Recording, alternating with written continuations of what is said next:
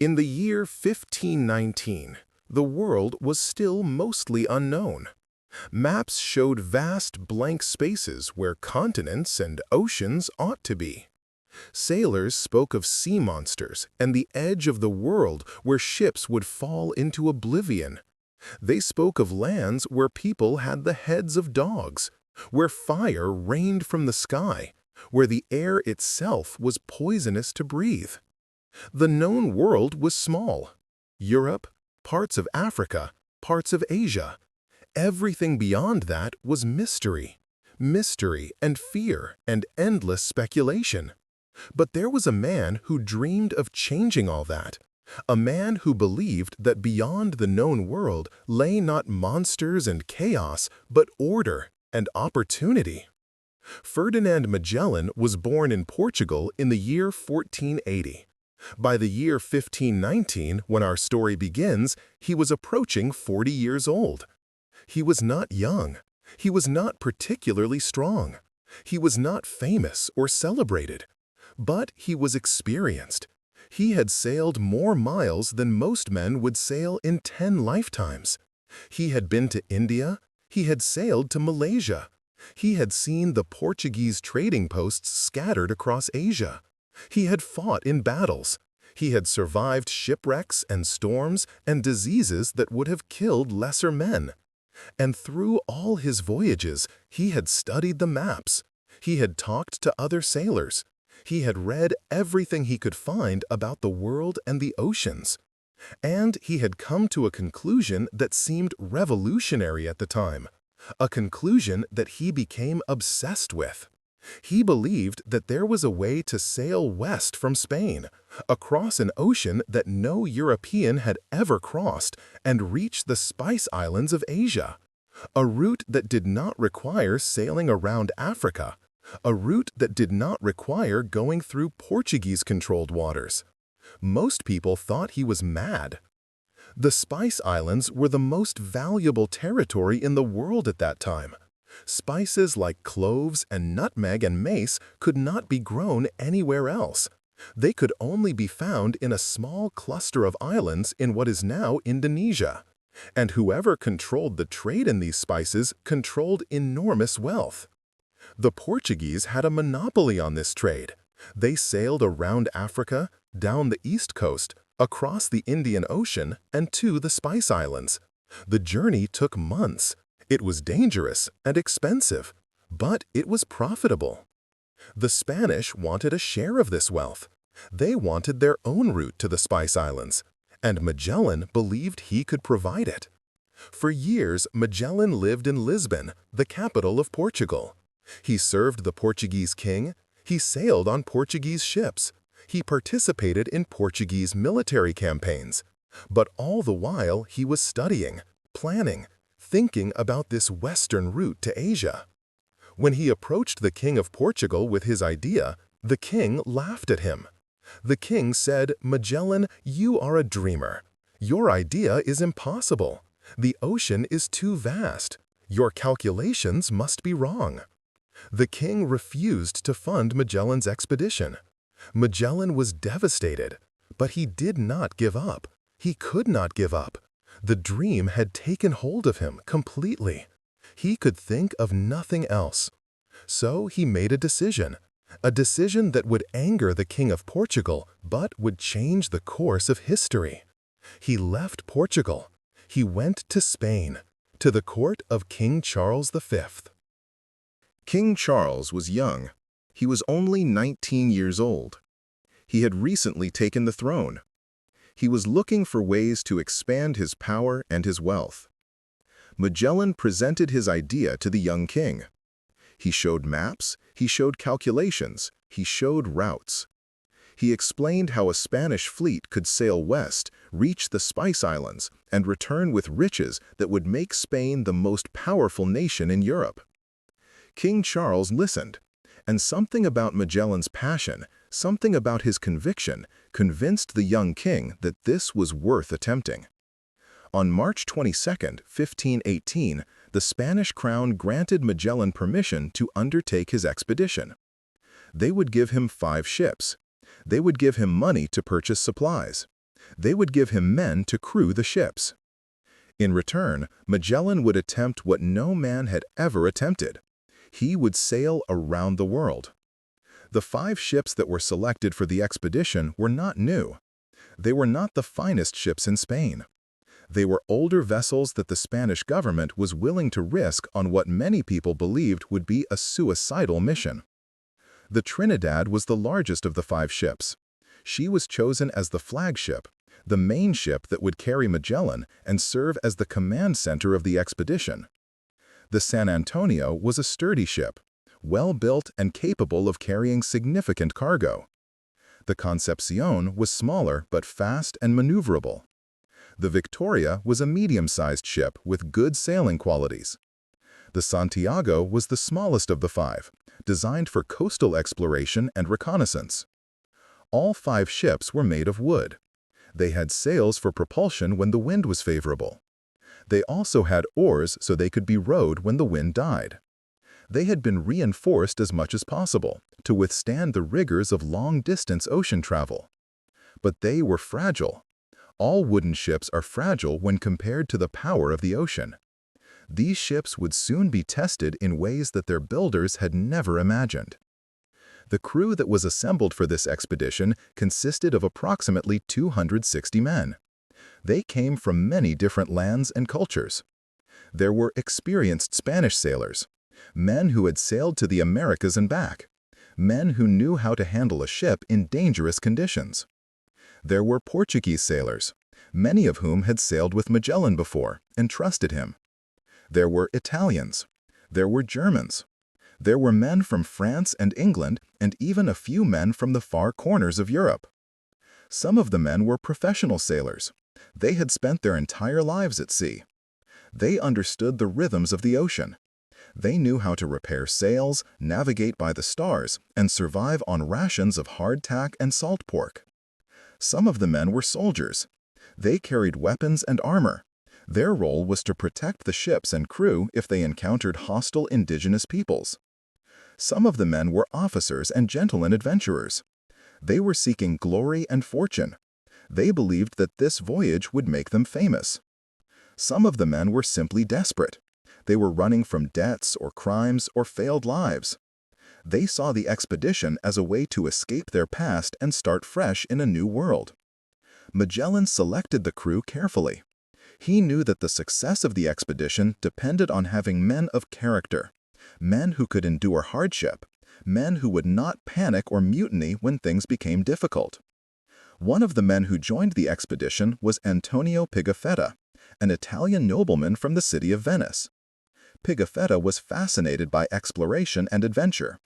He convinced Magellan to allow him to join the expedition as a supernumerary, a man without an official role but with the permission to observe and record what he witnessed.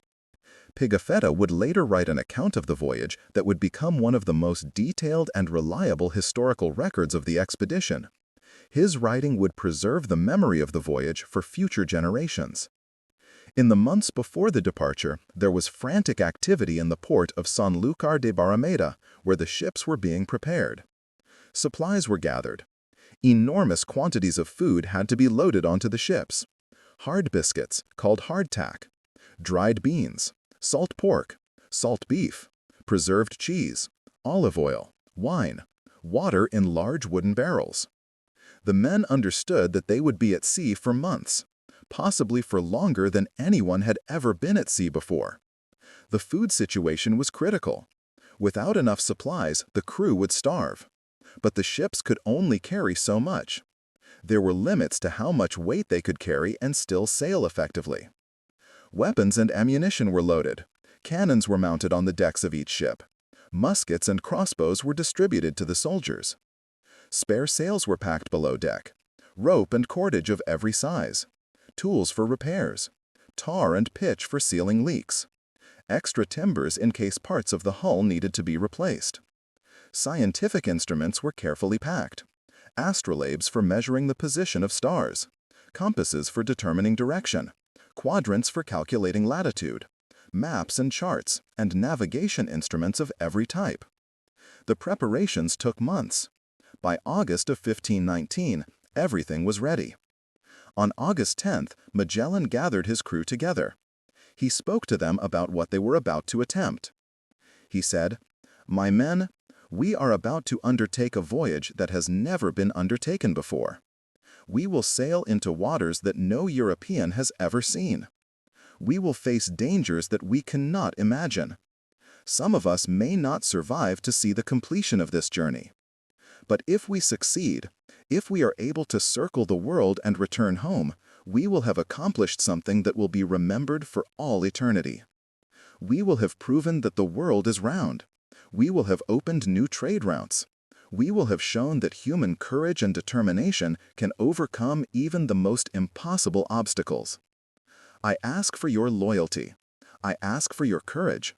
I ask for your willingness to endure hardship without complaint. In return, I promise you that I will never ask you to do something that I would not do myself. I promise you that I will do everything in my power to bring you safely home." The men listened to Magellan's words. Some were inspired. Some were terrified. But all of them understood that they were about to embark on something extraordinary. On September 20th, 1519, the 5 ships sailed from Spain.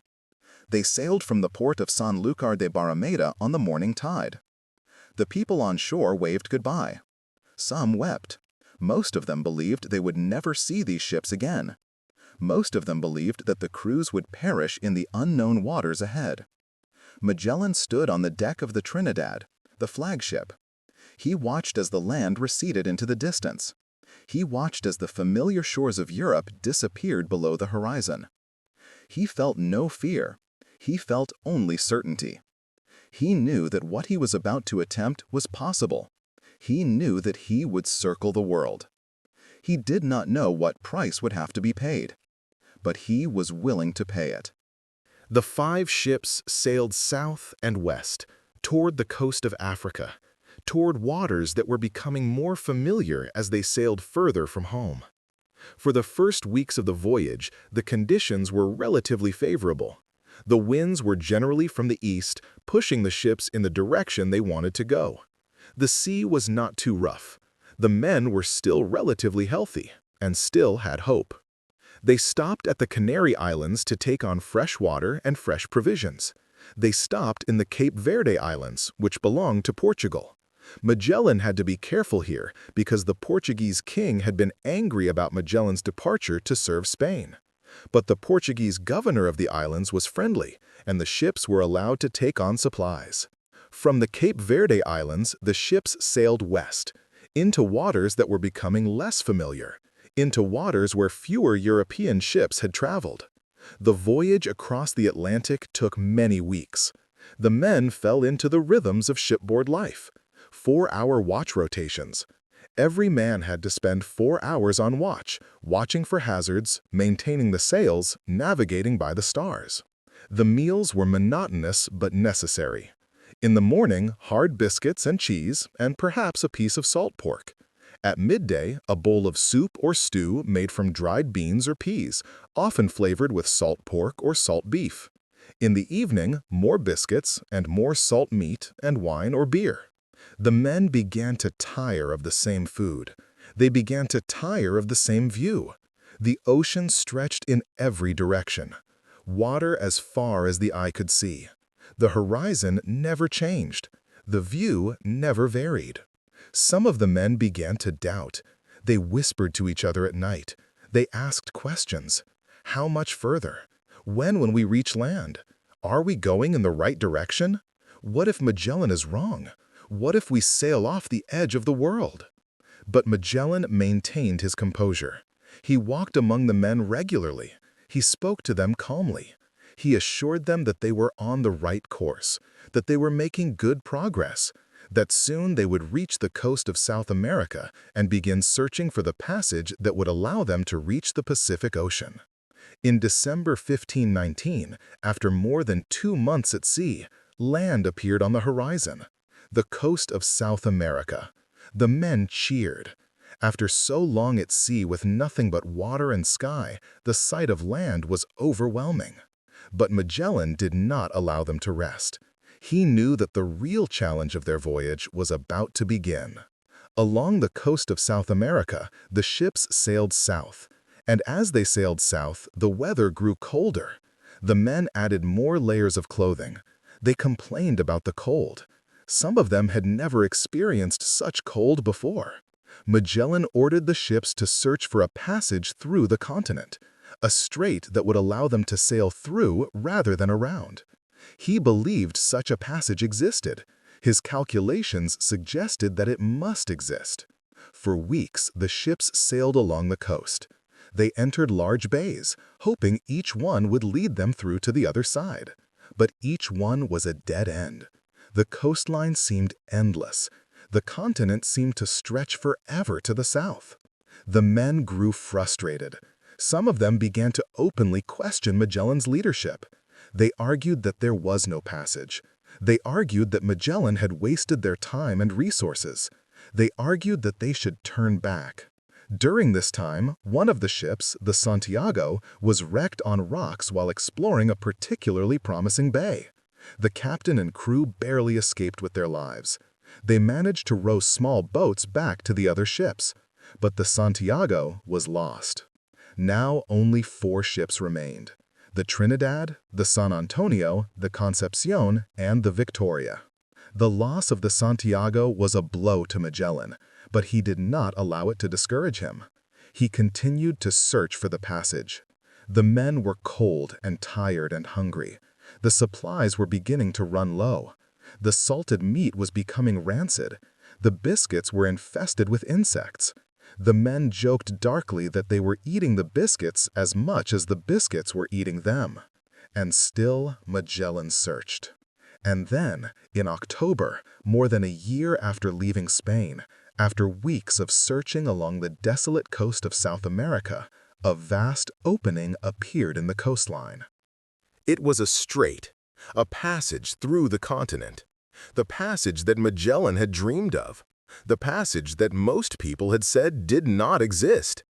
Magellan's calculations had been correct. The Spanish called it the Estrecho de Todos los Santos, the Strait of All Saints.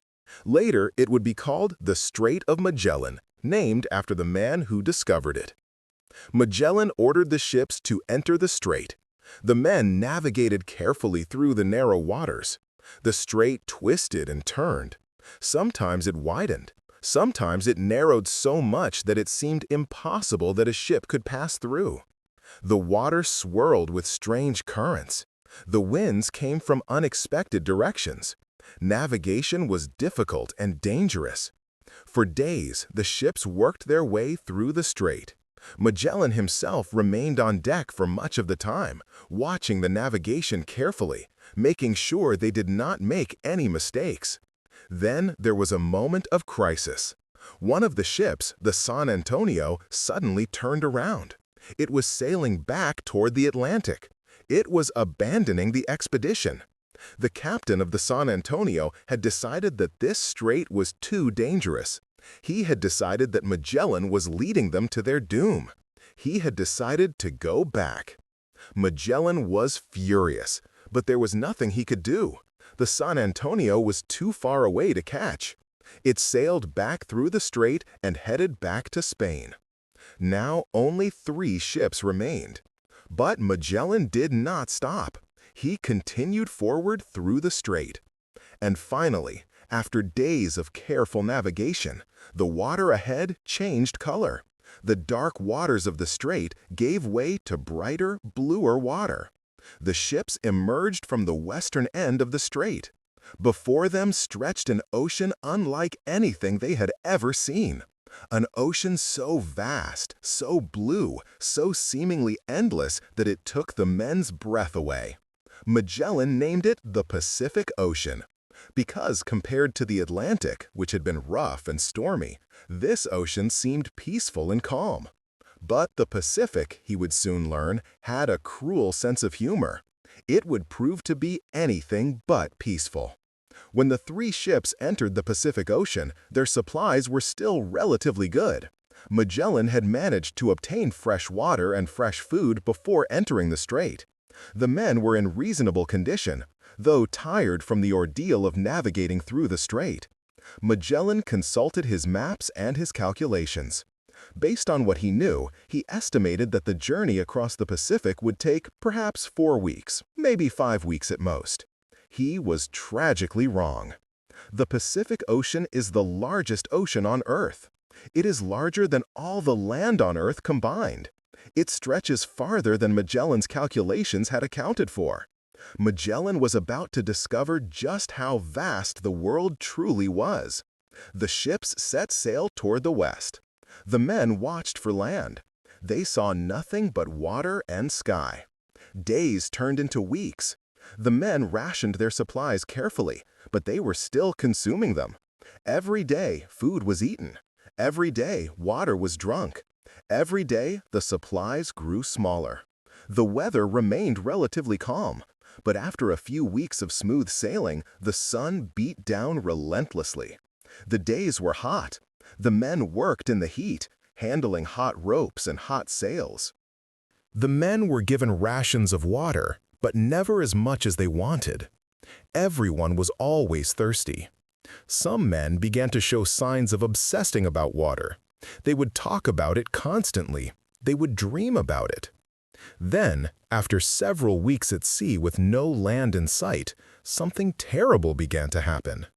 The food began to run out. Not suddenly, but slowly, gradually, the supplies dwindled. The stores of salted meat were consumed. The stores of dried beans were consumed.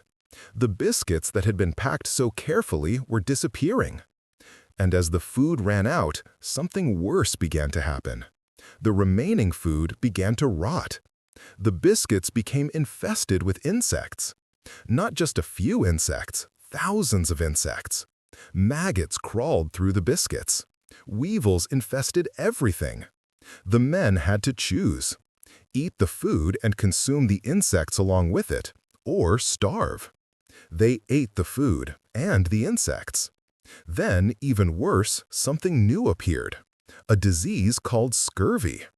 Scurvy is caused by a lack of vitamin C. Vitamin C is found in fresh fruits and vegetables. The men had eaten all the fresh provisions at the beginning of the voyage. Now, with no fresh food available, the disease began to appear. The first symptoms appeared on some of the men after several weeks at sea. Their gums began to bleed. Their teeth began to loosen. Old wounds that had healed months before began to reopen. Their bodies seemed to be falling apart. The men were dying. Day after day, men died. Some died from scurvy, some died from dysentery caused by contaminated water. Some died from other diseases. Some died from simple exhaustion and despair. The bodies were wrapped in canvas and thrown overboard. The ocean became a grave for the men who could not survive the voyage. The water situation became critical. The wooden barrels that held the fresh water began to leak, or the water inside them became contaminated with seawater, or it simply ran out. The men were rationed to perhaps a cup of water per day, not nearly enough for a man working in the hot tropical sun. Some men went mad from thirst. They would drink seawater, which would make them sicker. Some men tried to drink the urine of other men. Some men drank their own sweat. Hunger and thirst became constant companions. The men were so hungry that they began to eat things that should never be eaten. They ate leather from the ship's rigging. They soaked it in water to soften it, then chewed it until their jaws hurt. They ate sawdust. They ate grass that had been stored for the animals that had been brought on board. They ate rats and mice. The ships were infested with rodents. Hunting them became a valuable skill. A fresh rat could provide nutrition that the men could not get anywhere else. Some of the men began to eat the soles of their shoes. Anything that might provide some nutrition. The ship smelled of death and disease and desperation. The men were packed together below decks, packed so tightly that they could barely move. The air was stale and fetid. Disease spread rapidly. Magellan himself was suffering from these conditions. He was thin and weak like all the other men, but his determination never wavered.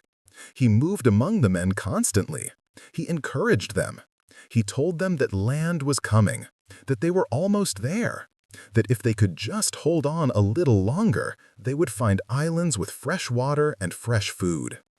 The men wanted to believe him, but as weeks turned into months and the supplies grew ever more scarce, some of them began to doubt.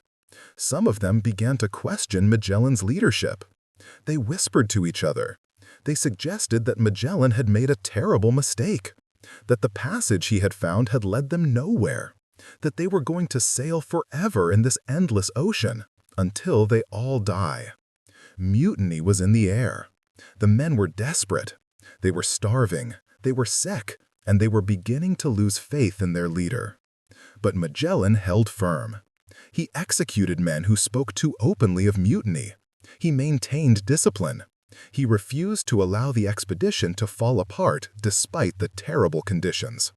And then, after more than 3 months at sea with no land in sight, after many men had died, after the survivors were barely able to move from weakness and disease, something appeared on the horizon. An island. The men wept with joy. They had survived the crossing of the Pacific. Against all odds, they had crossed an ocean so vast that it had seemed impossible. The island was small and appeared to be uninhabited. The men named it Guam. They would later learn that it had a native name in the local language, but to the Spanish sailors, it would be known as Guam. The ships landed, and the men ran ashore. They found coconuts and fresh water. The fresh water alone was enough to revive many of them. The men drank as much as they could. Some of them drank so much water that they became sick. Their bodies, so depleted of hydration, rebelled against the sudden influx of liquid. But they found fresh food, coconuts, fresh fish, fresh vegetables. For the first time in months, the men ate food that was not salt-preserved or crawling with insects. The improvement in their health was immediate but not complete. Many of them would bear the scars of those months of deprivation for the rest of their lives. Some of the men who had suffered from severe scurvy would never fully recover. But they were alive. They had survived the impossible crossing of the Pacific Ocean. Magellan allowed the men a few days to rest and recover, but then he pressed on. The ultimate goal had not yet been reached. They still had not reached the Spice Islands. From Guam, the ships sailed west and south. After several more weeks, they reached a group of islands. Islands that had not been reached by any European before. Islands that would later be called the Philippines, named after the Spanish king Philip II. Magellan was excited by the discovery of the Philippines. He believed that the Spice Islands were very close. He believed that the voyage was almost complete. But he made a decision that would prove to be his undoing, a decision that would cost him his life. He became involved in local politics. The Philippines were inhabited by indigenous people.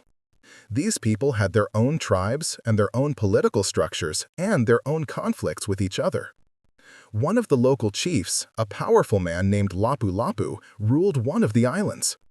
Magellan became friendly with another chief, a man named Humaban, who ruled a neighboring island.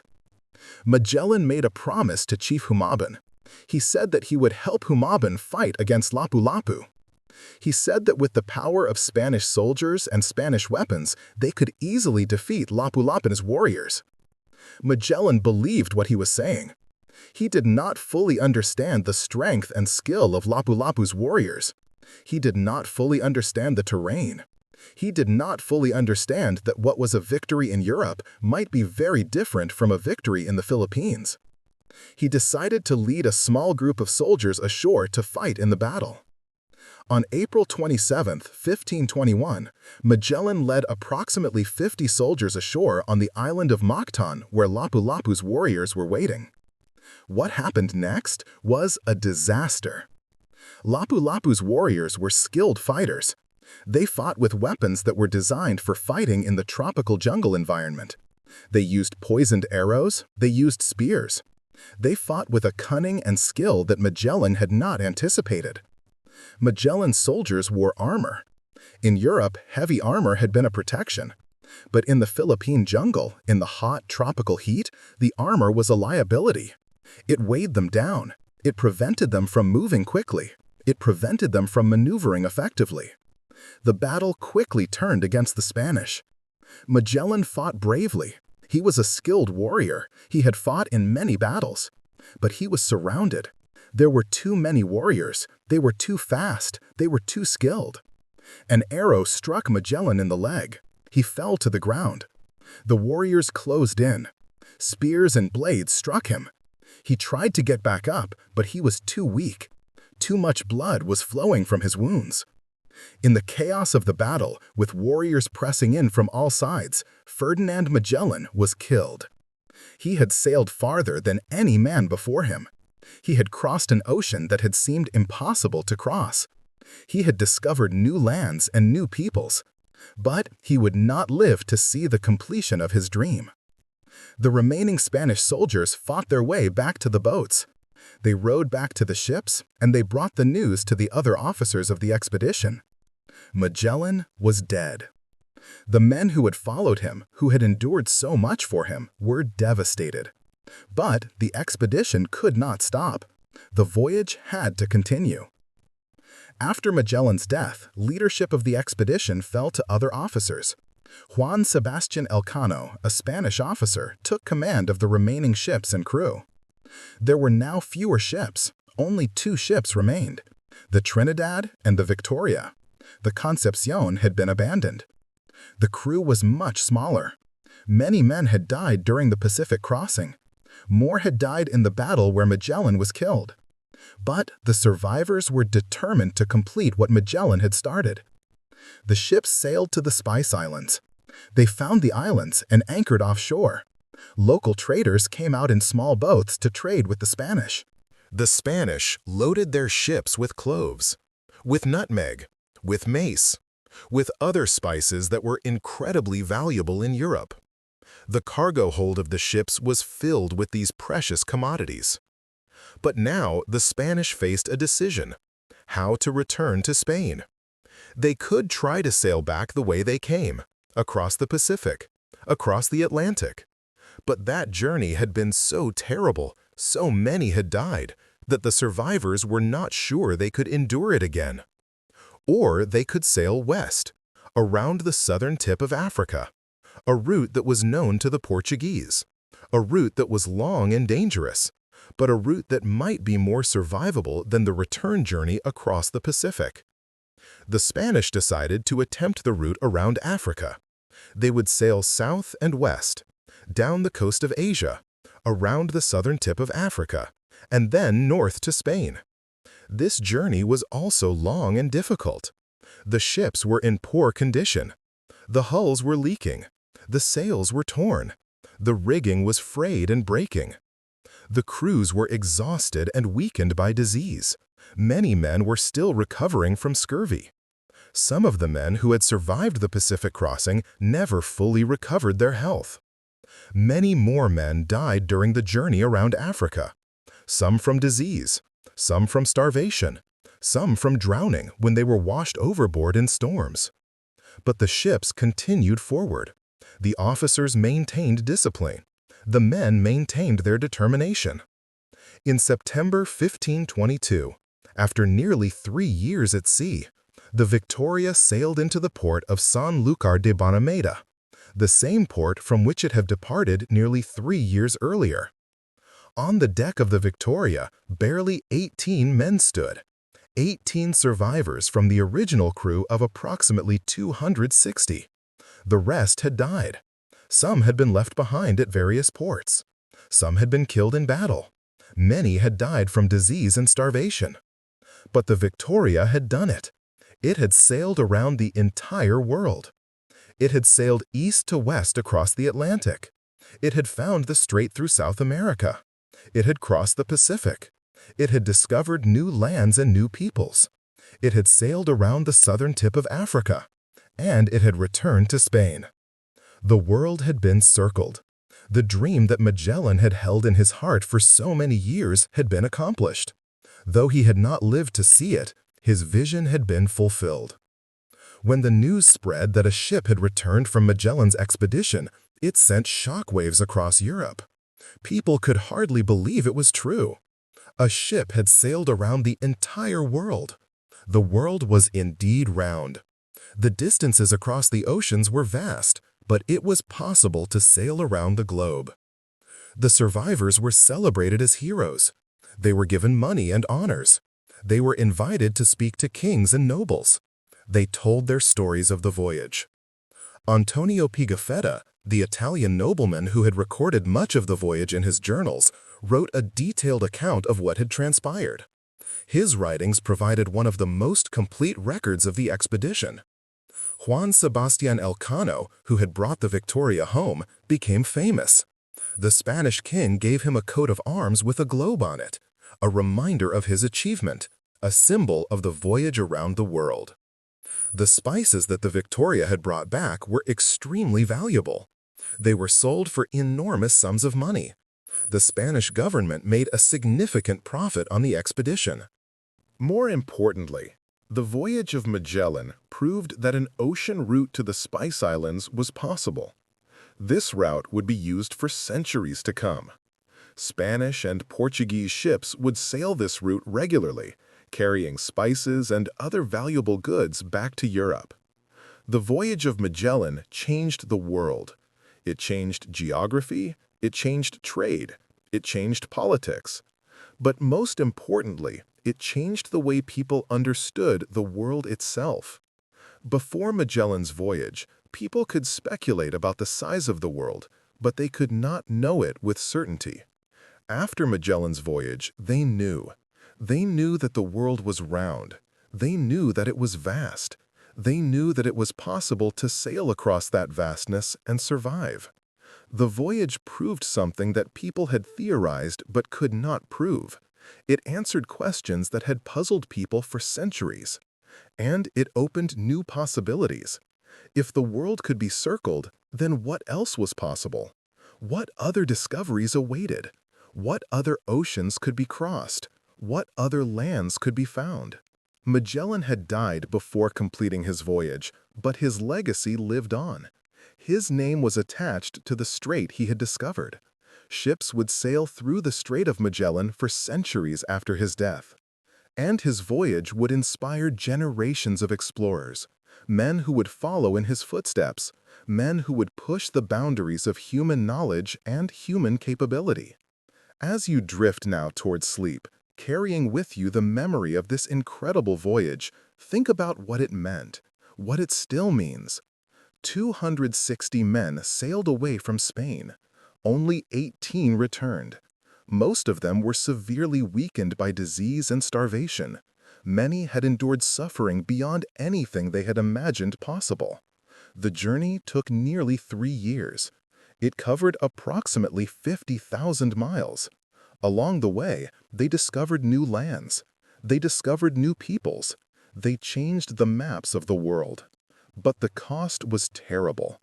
Most of the men did not survive to see home again. Yet they continued. They did not turn back when they could have. They did not give up when it would have been easier to surrender. Why? What drove them forward? Perhaps it was the dream of discovery, the dream of seeing what lay beyond the horizon, the dream of accomplishing something that had never been done before. Or perhaps it was simply the determination to endure, to persist, to not give up, even when everything seemed hopeless. Magellan himself did not live to see the completion of the voyage. He died thousands of miles from home, in a battle on a distant island, far from everything he knew. But his dream lived on. The men who survived continued forward. They finished what he had started. They proved that what he had envisioned was possible. The world is much smaller now than it was in the time of Magellan. We have maps of every continent. We have photographs of every ocean. We know the distances. We know the dangers. But the spirit of exploration still exists. It exists in the hearts of those who wonder, those who question, those who want to know what lies beyond. The voyage of Magellan reminds us that great things are possible. That human beings, when driven by a dream, can accomplish things that seem impossible. That courage and determination can overcome obstacles that seem insurmountable. It also reminds us of the cost of exploration. The men who sailed with Magellan paid a terrible price. Many of them died. Those who survived were forever changed by their experience. But they knew, as they sailed, that their journey had meaning, that they were doing something important, that they were changing the world. In the end, that knowledge was enough to keep them moving forward. When the Victoria sailed into Spanish waters in September of 1522, the 18 survivors who stood on deck were almost unrecognizable as the men who had departed 3 years earlier. Their skin was weathered and scarred from years of exposure to sun and salt. Their bodies were thin, almost skeletal, from months of starvation. Many of them still bore the marks of scurvy. Their teeth were loose or missing, their gums were still tender. But their eyes told a different story. These were men who had seen things that no European had ever seen. They had sailed across oceans that had never been crossed. They had discovered lands that had never been discovered. They had experienced the world in a way that few men ever would. As the ship approached the harbor, people gathered on the shore. Word had spread that a ship from Magellan's expedition had been sighted. Most people had assumed that all the ships had been lost, that all the men had perished. When the Victoria came into view, there was a moment of silence. Then the people on shore began to cheer. They waved their hands and their hats, some of them wept. The ship docked. The 18 survivors walked slowly down the gangplank. Some of them could barely walk. They had to support each other. They fell to their knees on the dock and kissed the ground. After 3 years at sea, the feeling of solid earth beneath them was overwhelming. Officials from the Spanish court arrived to greet them, to question them, to learn what had happened. Juan Sebastian Elcano, as the captain who had brought the ship home, was the first to speak. He told the story of the voyage. He described the crossing of the Atlantic, the discovery of the Strait, the terrible crossing of the Pacific, the discovery of the Philippines, Magellan's death, the journey to the Spice Islands, the return voyage around Africa. The officials listened with amazement. Some of them found the story hard to believe. The distances seemed impossible. The hardships seemed beyond what any man could endure. But the evidence was undeniable. The ship had returned. The men had survived. And in the cargo hold of the Victoria were tons of valuable spices that proved they had reached the Spice Islands. The survivors were taken to lodgings where they could rest and recover. They were given food and clean water and medical care. Doctors examined them and treated their various ailments.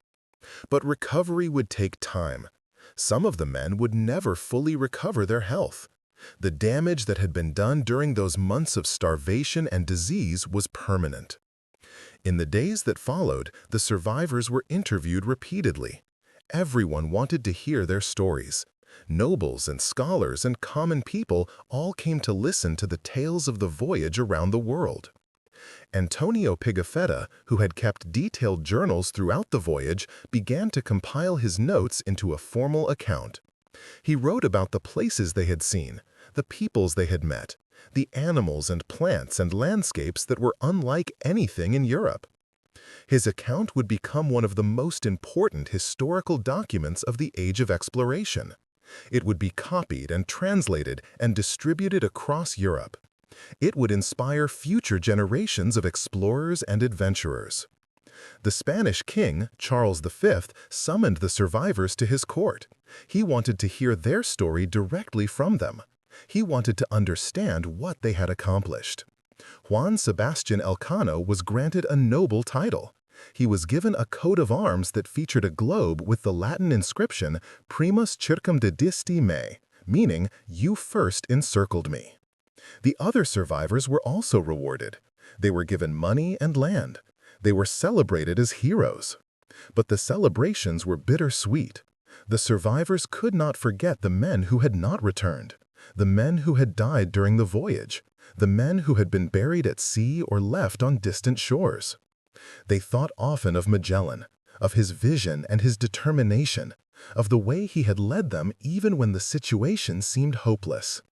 They knew that without Magellan, the voyage would never have happened. Without his belief that it was possible to circle the world, none of them would have attempted it. And so, even in their celebrations, they mourned. They mourned for the leader who had died before seeing his dream fulfilled. They mourned for the friends and shipmates who had not survived to see home again. The return of the Victoria and the news of the successful circumnavigation spread rapidly across Europe. Within weeks, the story was being told in every major city. Within months, it had reached every corner of the continent. The impact was profound and immediate. Geographers began to revise their maps. The size of the Pacific Ocean had been grossly underestimated. Now, with the information brought back by the survivors, they could create more accurate maps. The strait that Magellan had discovered was added to maps. It became an important feature of global geography. Ships would use this strait for centuries to come, avoiding the longer and more dangerous route around the southern tip of South America through the treacherous waters of Cape Horn. Traders and merchants began to plan new expeditions. If the Spanish had found a western route to the Spice Islands, then there was potential for enormous profit. New trade routes could be established. New markets could be opened. The Portuguese, who had held a monopoly on the spice trade by sailing around Africa, now faced competition. The Spanish had proven there was another way to reach the Spice Islands.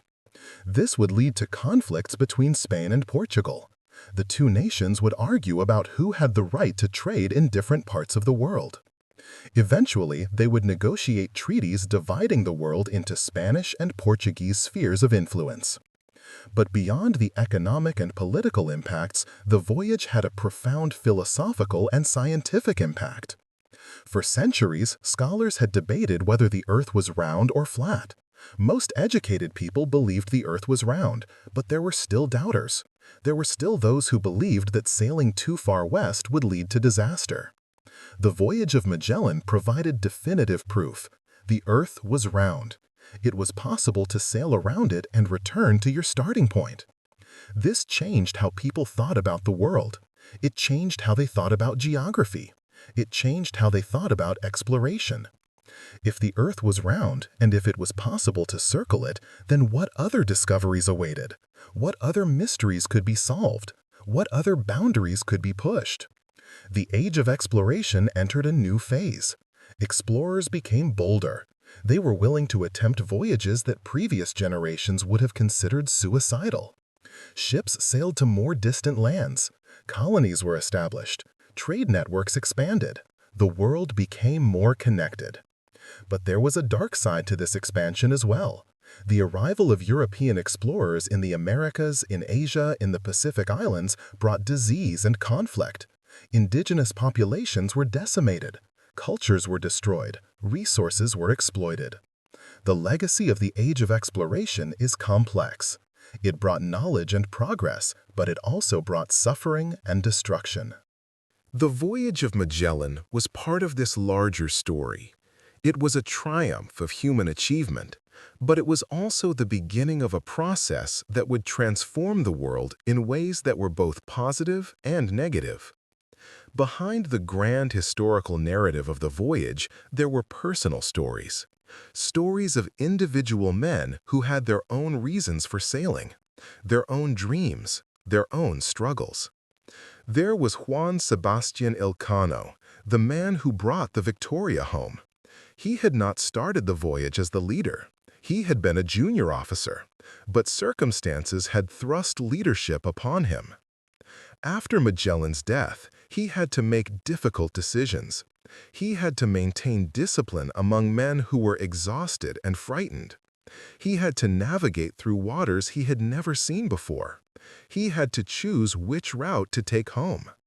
He made the right choices, and because of that, the expedition succeeded. After the voyage, Elcano became famous. He was celebrated throughout Spain. But he never forgot the men who had died. He never forgot the price that had been paid for the success of the voyage. Years later, he would sail again. He would attempt another voyage to the Spice Islands.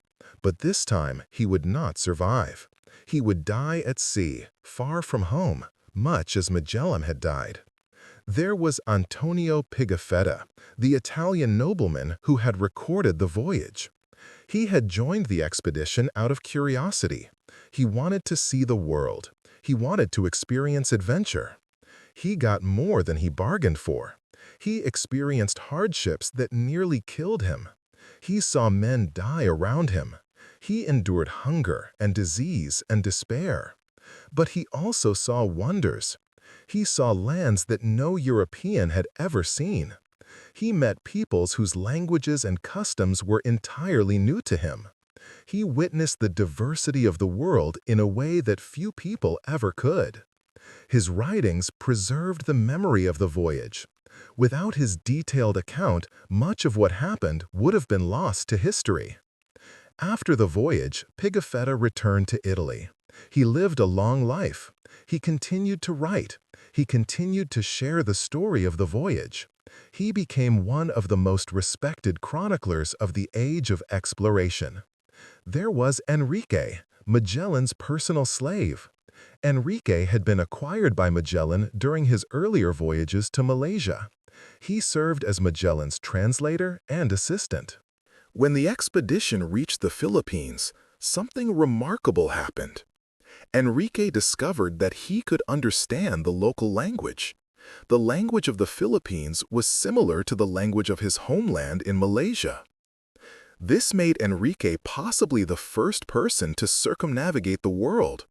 He had traveled from Malaysia to Europe with Magellan. Then he had sailed from Europe around the world back to a place where his native language was spoken. After Magellan's death, Enrique's fate is unclear. Some accounts say he remained in the Philippines. Some accounts say he continued with the expedition. His story, like many stories of those who were not European nobles, was not well documented. But his contribution to the voyage was significant. Without his ability to translate, communication with the indigenous peoples would have been much more difficult. These personal stories remind us that history is not just about grand achievements and famous names. It is also about individual people, people with their own hopes and fears, people who faced challenges and made choices that affected the course of events.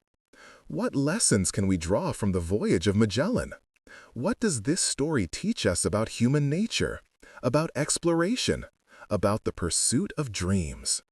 First, it teaches us about the power of vision. Magellan had a vision of circling the world. Most people thought his vision was impossible, but he believed in it so strongly that he was willing to risk everything to pursue it. His vision inspired others. Men joined his expedition because they were inspired by his dream. They were willing to face incredible hardships because they believed in what he was trying to accomplish. This teaches us that vision matters, that having a clear sense of what you want to accomplish can inspire not just yourself, but others as well. Second, the voyage teaches us about perseverance. The expedition faced obstacle after obstacle. Ships were lost, men died, supplies ran out. The journey took far longer than anyone had anticipated. But the survivors did not give up. They continued forward. They adapted to circumstances. They found ways to overcome challenges that seemed insurmountable. This teaches us that success often requires perseverance, that the ability to continue forward when things are difficult is often more important than any other quality. Third, the voyage teaches us about the importance of leadership. Magellan was not a perfect leader. He made mistakes. He may be harsh and inflexible. He made decisions that cost lives.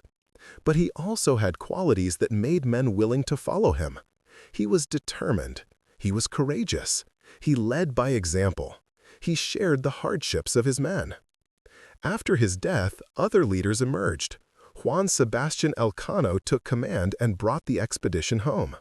This teaches us that leadership can come from unexpected places, that when circumstances demand it, people can rise to the occasion. Fourth, the voyage teaches us about the cost of exploration and discovery. The price paid for the success of the voyage was enormous. Most of the men who sailed did not survive to see home again.